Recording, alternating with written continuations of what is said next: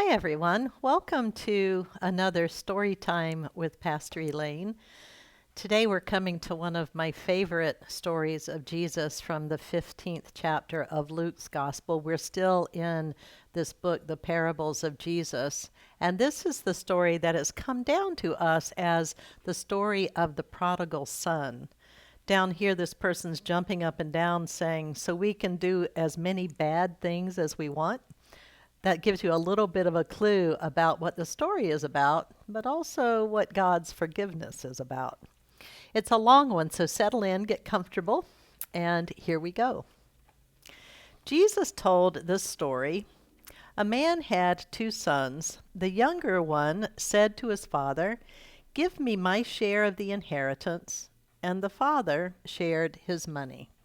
An inheritance is an amount of money that your parents or your grandparents or someone might have that when they die, they then pass on to their children or grandchildren. So this son is asking for his inheritance before his father dies. It's pretty rude. A few days later, the son, having gathered all that he had, went to a distant country. He spent all his money there, having a good time. Then a great famine arrived in the country, and the young man lost everything. He hired himself out to a man who sent him to feed his pigs. The son was so hungry he wanted to fill his own belly with the pigs' food, but no one gave him any. He said to himself, "How many of my father's workers have as much bread as they want while I am dying of hunger? I'm going to go back to my father and say, 'Father, I have sinned against heaven and against you. I no longer deserve to be called your son. Treat me like one of your workers.'" And so he went to join his father. While he was still far away, his father saw him on the road and was filled with pity. He ran to him and put his arms around him and kissed him tenderly. The son said to him, "Father, I have sinned against heaven and against you, and I no longer deserve to be called your son." But the father said to his servants, "Quickly, bring out our most beautiful robe and put it on him. Put a ring on his finger and sandals on his feet. Go and get the fatted calf, kill it, and let us eat and celebrate. For my son who was dead has come back to life. He was lost and is found again." And they began to celebrate. Meanwhile, the older son was in the fields. When he came back to the house, he heard music and people dancing. Calling one of the servants, he asked what was going on. The servant replied, "Your brother has returned, and your father killed the fatted calf because he is back safe and sound."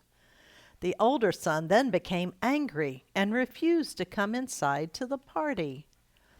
His father went out to plead with him, but he said to his father, "I always did what you wanted without ever disobeying you, and you never even gave me a young goat to eat with my friends. But when this son of yours comes back, who wasted your money, you kill the fatted calf for him?" The father explained to him, "My child, you are always with me, and all that belongs to me is yours. But we have to celebrate and rejoice because this brother of yours was dead and he has returned to life. He was lost and was found again." See, these are the pictures. This is the younger son coming back and the father running out to greet him.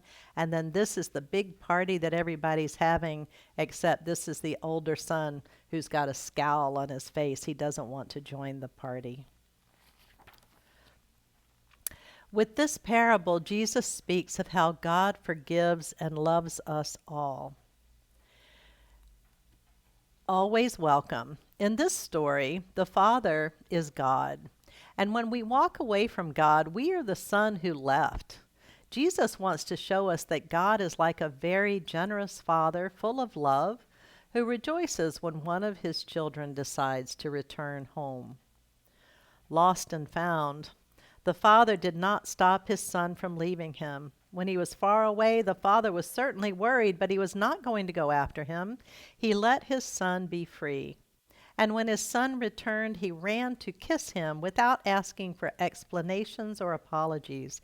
He even threw a party. Because God's forgiveness is beyond our hopes and dreams, it is limitless. But to be forgiven, God needs us to decide to come back first. A place for everyone. And what about the oldest son who stayed with his father and who didn't disobey him? There's no party for him. In reality, this son received far more than a feast because all that his father owns is his. Maybe he didn't understand that his father loved him with the same love as his brother. God loves everyone equally, but he has 1,000 ways of showing it.